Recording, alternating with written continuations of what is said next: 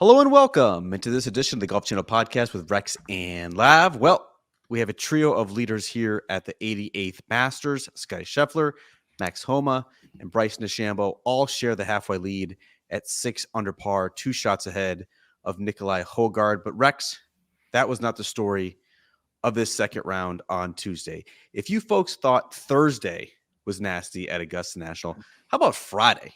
Scoring average was a shade over 75. That's a shot and a half harder than it was on Thursday, just a single round in the 60s. That was a 69 from rookie Ludwig Oberg, who is now in 7th place. Rex, there was so much sand that had blown out of the bunker on the 18th green that when balls hit it, like it looked like the green was top dressed, like you'd find at your local Muni. An absolutely wild day, going to go down as the highest single round scoring average at the Masters since round 3 in 2016. What were your thoughts on the day?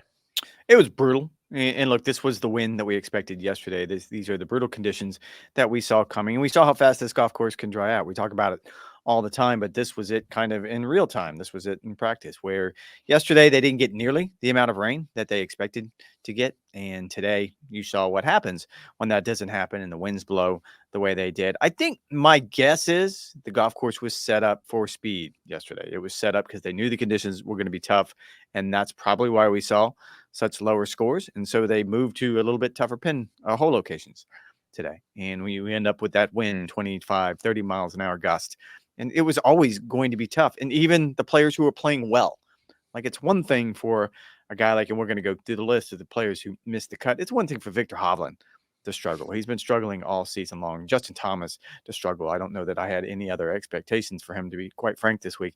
But when you see Bryson DeChambeau, who shot a 65 yesterday, when you see Scottie Scheffler, who has pretty much done everything he needs to this year to be a dominant world number one, when you see those players struggle, you know it's difficult.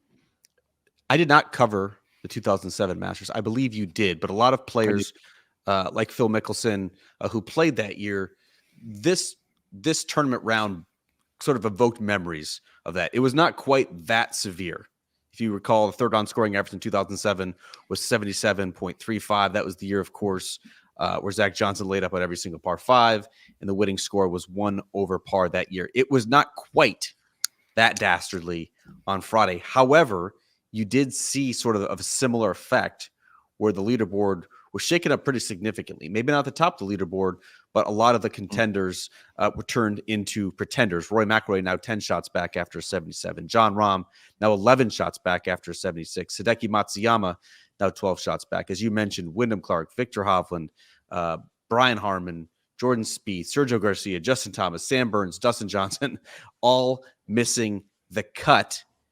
That then, Rex, leads me back to the top of the leaderboard. I mean, did this tournament just get a whole lot easier to win for the Scottie Schefflers, the Bryson DeChambeaus, and the Max Homas? Oh, I don't think so, because you still have a lot of really good players on top of the leaderboard. And from we always want the chaos. We want the chaos and the content. In this particular case, I see nothing but chaos and content at the top. Can you imagine a scenario where, and I don't want to get too far ahead of myself here, but imagine you have a final twosome, of Bryson DeChambeau and Scottie Scheffler. Bryson DeChambeau, who is, for all we can sit here and debate it, but he is an antagonist when it comes to live golf, leaving the PGA Tour behind, all of the things that he has been outspoken about. On the other side, you have the guy who has been fixed with the white hat by the PGA Tour. You have the guy who they want to hang all their hopes on going forward as this is our player. Is that not exactly what happened last year? Brooks Koepka, Jon Rahm going head-to-head? It is. I think in retrospect, maybe it wasn't, now that Jon Rahm has joined Live Golf. So I hate to play that card because, I don't want to. I don't want to reinvent history here. But are you saying Scottie Scheffler Live Golf for 2025? No, I'm not saying that. Eventual outcome. Because I think on this side, and look, Jon Rahm had clearly pledged his loyalty. I think you gave me what's ever wrong with your eye. He had pledged his loyalty to the PGA Tour, and then he joins Live Golf. So I don't want to be a revisionist here, but clearly it's not what we thought. If we have that scenario on Sunday, it's going to be glorious. I think I saw some ratings the other day for ESPN just for round 1, and they were up dramatically. I think that's what we we were expecting. That's what we were hoping, certainly. But you get the top players back together again. All of the narratives are out there that we have been missing, and that includes your Bryson DeChambeaus and your Scottie Schefflers and your Max Homas and everyone else who's on the leaderboard. You put them all back together, it's a compelling product.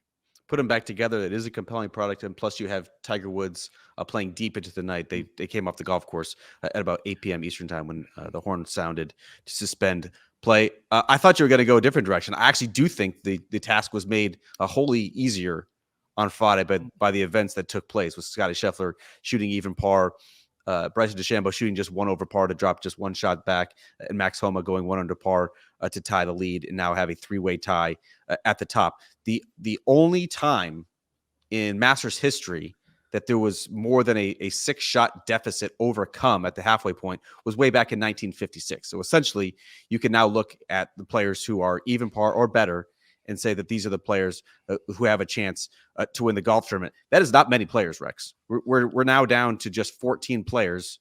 Excuse me. We're now down to just 21 players who are within 6 shots of the lead. But you look at the caliber of the player, in particular, Scottie Scheffler, who is playing at sort of a level we have not seen in more than a decade.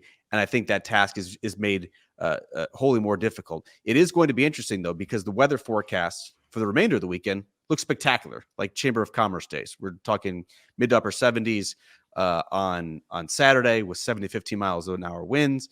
On Sunday, going to be actually quite a bit warmer, mid 80s with light winds as well. The trajectory to me of this golf course is going to change. It certainly dried out over the past 2 days with the wind that we had, but I still think there's going to be birdie opportunities, certainly more birdie opportunities and scoreable chances than there were for the past couple of days. Let's break into these co-leaders, this trio of leaders that we have. Start with Bryson DeChambeau. We asked in the podcast on Thursday night, do you think this is sustainable? Do you think he'll drop back to the field? We cited the example in 2019 where he opened with a 66 and ended up coming back with a 75 in round 2. Didn't quite see that in very difficult conditions, and Bryson's still right there.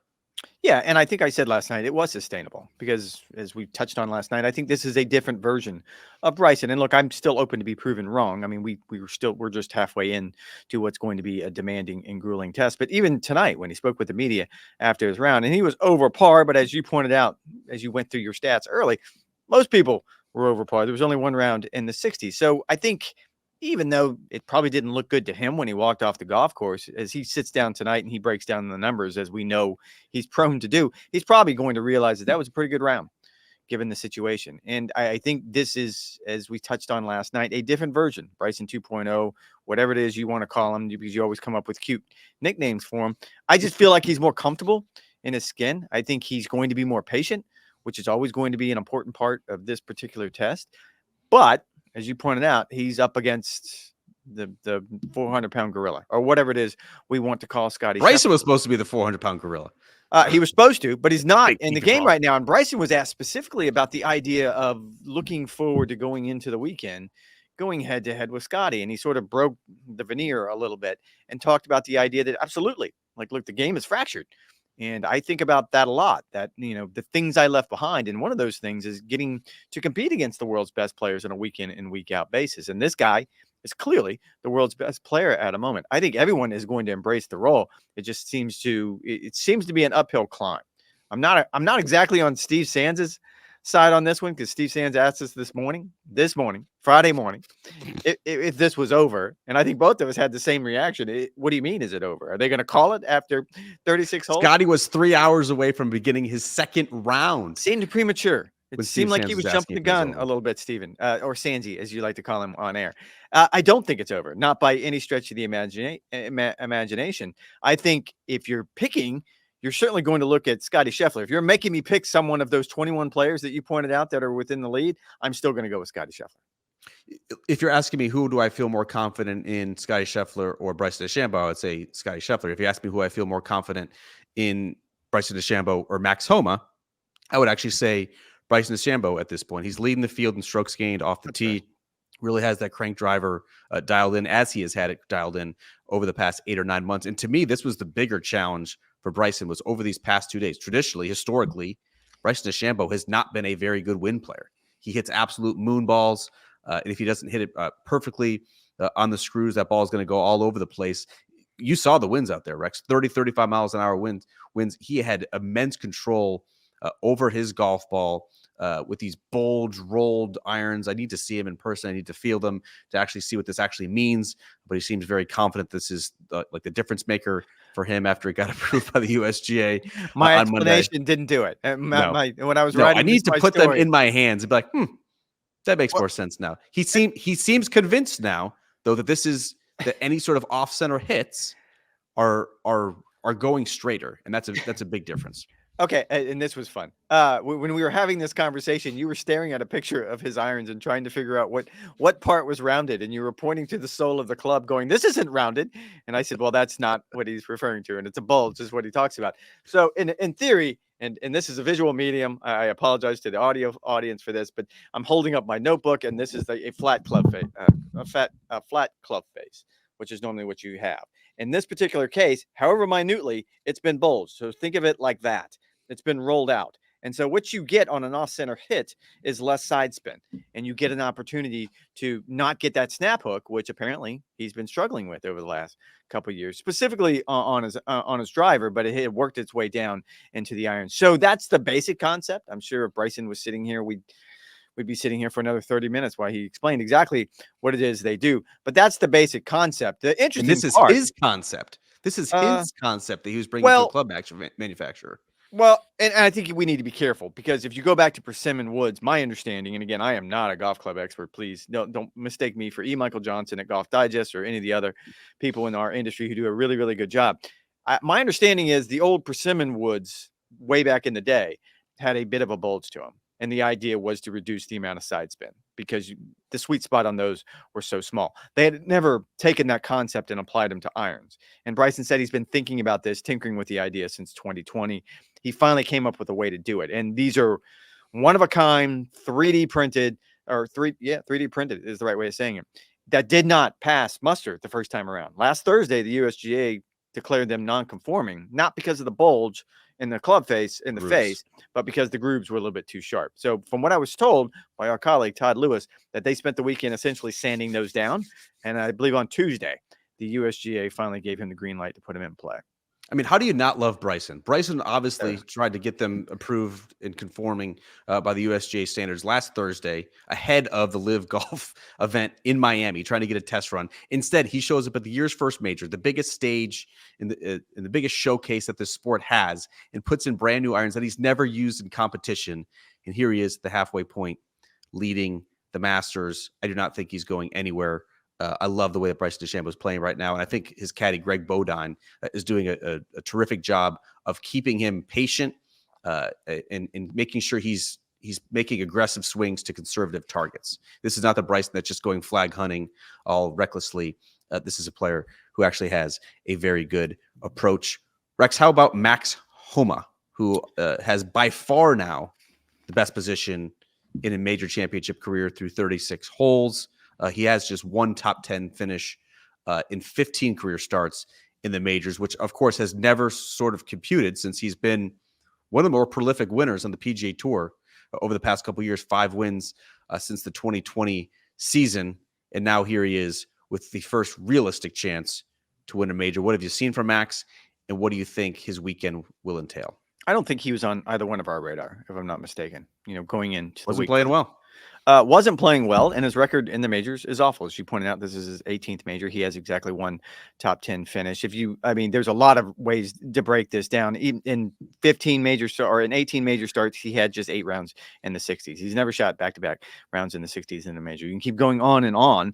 They just were not his forte. I'm going to do this hit tonight on Live From, but I'll go ahead and try it out right now. When you look at what he does well, he does all the things, at least right now, that you would think would equate to success in the major championships. He's in the upper half of the field in putting. He's in the upper half of the field in strokes gained approach. All of the things that we feel like you need to do well, specifically on this golf course on Augusta National, he does well. And as you pointed out, he's won on some really, really big stages. He's won at Quail Hollow, a major championship venue. He's won at Riviera, a major championship venue. Could keep going down the list. But his scoring average in this particular event was over 74 strokes. Like, he had just never played there before. So I kind of went to his swing coach, Mark Blackburn, and tried to understand exactly, give me the reason. I wanted him to convince me why I felt like that Max could go into the weekend with not just a good chance to win, but a really realistic chance to win. And he pointed out, number one, the only top 10 in the major was the last major he played. It was the Open Championship at Royal Liverpool. And Mark said he learned there at that tournament. It's a lesson that most players learn a little bit earlier than Max did, but you don't have to be perfect to win a major. I think that's one of the key things that it takes a while for a lot of players to understand. Certainly you would put Max in that category, that if you just hang around, which is really, it's kind of insulting, but it's really what Tiger Woods did best in the majors throughout the entirety of his career. If you just hang around, you have kind of a good chance. And Mark also pointed out that the Ryder Cup was a huge stepping stone for him. That as bad as the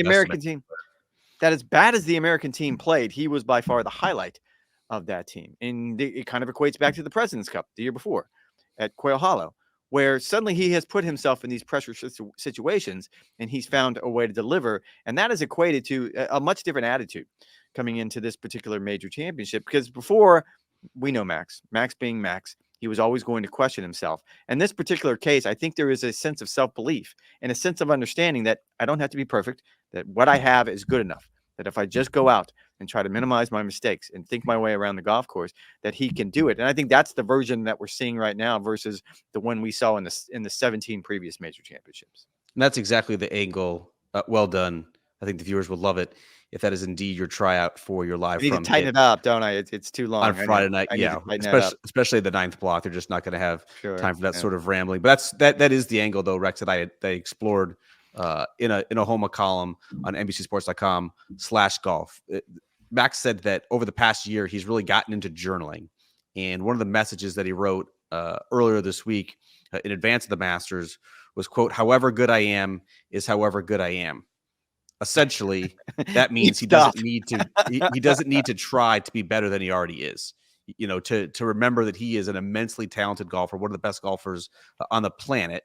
His week-to-week excellence on tour is kind of proof of that. So you just need to accept whatever comes next. And that has been very hard for a player like Max Homa, who his journey has been well documented, from being this hotshot amateur to a struggling pro to now one of the most marketable stars and one of the most prolific winners on the PGA Tour. But he can be insanely hard on himself, his harshest critic, kind of prone to a lot of negative self-talk.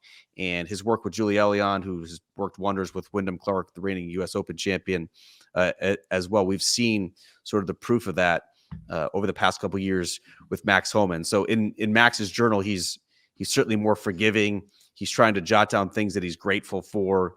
And if he's looking for any sort of material, he had plenty of fodder that came from these past 36 holes alongside Tiger Woods. Second time in a major he's played with him, and he put on an absolute show, shooting 67, 71, hitting all the shots. And to hear Tiger Woods say it, he said Max Homa has all the talent in the world.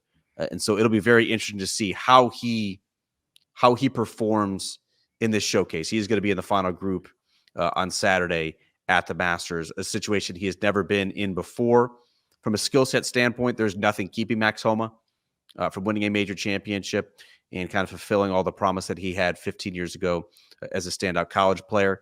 But it is going to be something between the ears, a mental battle to make sure that he's being as patient as possible and not trying to get it too far ahead of himself. How about Scottie, Rex? This is exactly what we expected from Scottie. Harsh winds, shoots 72. A little bit of a mistake on 13. Hit a 3-iron into the creek. Did not get so lucky on Friday as he did on Thursday. But nothing has deterred my thinking that he can win this major championship. I think both of us are still so confident with Scottie that we did not wait to hear him talk before we did this podcast, which I think is kind of a testament to, I'm not quite sure he was going to say anything in there that was going to sway our minds one way or the other, that he is still the best player in the world by a long shot. And it was a good conversation this morning with your boy Sanzi on Live From, because even though he seemed to jump the gun a little bit on calling it over before he even teed off for his second round, he is by far the player to beat. He's the same guy that we were waiting for on Wednesday, that we were talking about the favorites. He's in a tier by himself, and everyone else is catching him. There is one thing that I will point out is going into the stretch. that the longer he lets these other players hang around, the tougher it's going to be. Like, none of these have been easy. I'm not trying to, he makes some things, he makes it look easy sometimes when he wins, like he does what he did at Bay Hill. But the longer you let a player like a Bryson DeChambeau and even a Max Homa, even given his record at the majors, which we just talked at length about, if you keep giving them the belief that, oh, like I'm only a shot back, or I'm tied for the lead, or whatever the case may be, it's going to be more and more difficult for him going down the stretch. And as we know, it's the beauty of Augusta. Crazy things happen on the second nine on Sunday at Augusta. And sometimes the best player doesn't win. We have seen it numerous times, especially at this event. So even though he is by far the runaway favorite still, and even more so now after 2 rounds than he was before we played any golf, there is a danger involved here that there are others who are right there. I mean, just think of now the players that Scottie Scheffler has to beat. Max Homa, again, as we just touched on, has never been in this position before in a major championship. Bryson DeChambeau, certainly not at this major championship, a golf course that has largely befuddled him over his career. Nikolai Hogard, first-timer. Cam Davis has not played all that well in 2024. Kyle Morikawa has a decent history at Augusta National, had, I guess, an outside chance in 2022 and backdoor to top 5 there. But he hasn't really done anything there. Ludwig Oberg, I think, would be the player who actually should scare Scottie Scheffler the most. Just 4 shots back, even in his first trip around Augusta National. He has proven in his very short pro career that he does have the goods. Other than that, I mean, it's players who are largely unproven in the major championships. That has to make Scottie Scheffler feel so much better, knowing that the Rorys, knowing that the Rahms, the Hovlands, the Spieths, the Hideckis, those are not the players who are closest to him and have an opportunity to chase him down over the weekend. I don't disagree with what you're saying, but I would take it a little bit deeper. I mean, Matthew Pavon has played really, really good golf this year, but he's not Scottie Scheffler. He is not Scottie Scheffler. There's no one on that board that's Scottie Scheffler. And I'd also want to point out that it was less than 20 minutes ago that we started taping this podcast, and right before that, you were staring at the leaderboard going, Xander's got a chance. 6 strokes back. He's got a chance. So you're not going to touch on him at all. I mean, Xander does have a chance. I thought he battled really nicely when it looked like he could go the opposite way coming in with his second consecutive round of 72. As I mentioned off the top when I had that kind of diarrhea of stats leading this podcast. Yeah. There's so many numbers. 21 players now within 6 shots of a lead. That is the magic number if you're looking to make a historic comeback on the weekend. That would match the most in the modern era. Rex, what's one thing that you're most looking forward to seeing on Saturday? I want to see how the golf course shapes up. Yeah. Again, no other venue in golf can control the venue like they do here, whether if that's rain or if it's wind or the firmness of the conditions, whatever the case may be. They can dial up and get exactly what they want. Historically, Saturday has been one of the more difficult days. If you look at statistically over the years, that's kind of by design.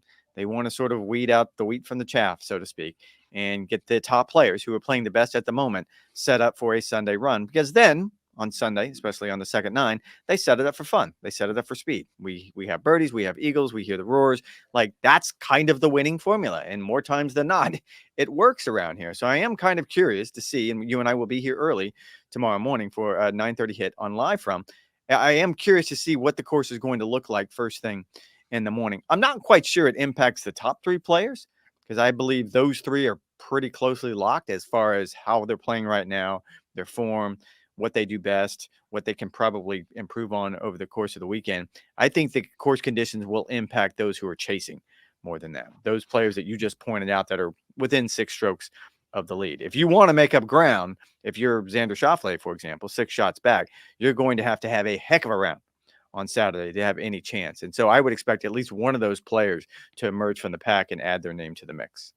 Players have to be just praying for a reprieve at this point. I mean, the last 48 hours have been so demanding, so stressful, so chaotic. We heard Zach Johnson potentially giving an F-bomb to either himself or the patrons on 12. We saw Bryson DeChambeau carrying one of those little like 30-pound signs over his shoulder. We've seen just some massive ejections. Spieth with a 79, Victor Hava with an 81, Wyndham Clark shooting in the 40s on the back 9, J2 shooting in the 40s on the back 10. Like, these players just want calm conditions. Let's see some birdies. Let's see some excitement. I cannot wait, especially with this leaderboard, the trio of leaders that we have here at the Masters. I think it's going to be a great day. And one final thought, Tiger Woods, who made the cut, grinded all day long. I don't think he's not going to put his name in the mix. Like, that's not what I'm going at here. What I'm going at here, and this was sort of my take this afternoon with the idea that he had to play 23 holes today. And it was chilly this morning when he teed off, and it was chilly when he finished. It was a worst case scenario for Tiger Woods, for a guy whose body is so beat up that if you put him in a bad position, and I mean just sort of metaphorically more than physically, if you put him behind the 8 ball in any way, he has a really, really hard time. We've seen it. I mean, this is the proof in the pudding over the last few years. And today, he grinded it out. It wasn't easy. You could tell. He made his 24th consecutive cut, which sets a new record here at the Masters tournament. He breaks Freddie Couples' previous record. That's impressive. The really impressive part, though, was 23 holes, really, really difficult conditions, and he makes the cut. I mean, all credit to him. 23 holes. He's got like a back patch on. He's rubbing icy hot. He's chomping away on his gum. His leg is clearly bothering him. His back is clearly bothering him. And to get in the house at 1 over par, just 7 shots back, I guess, at the halfway point, is really a testament to his grit, to his perseverance, and to the talent that we've seen for the better part of the last quarter century.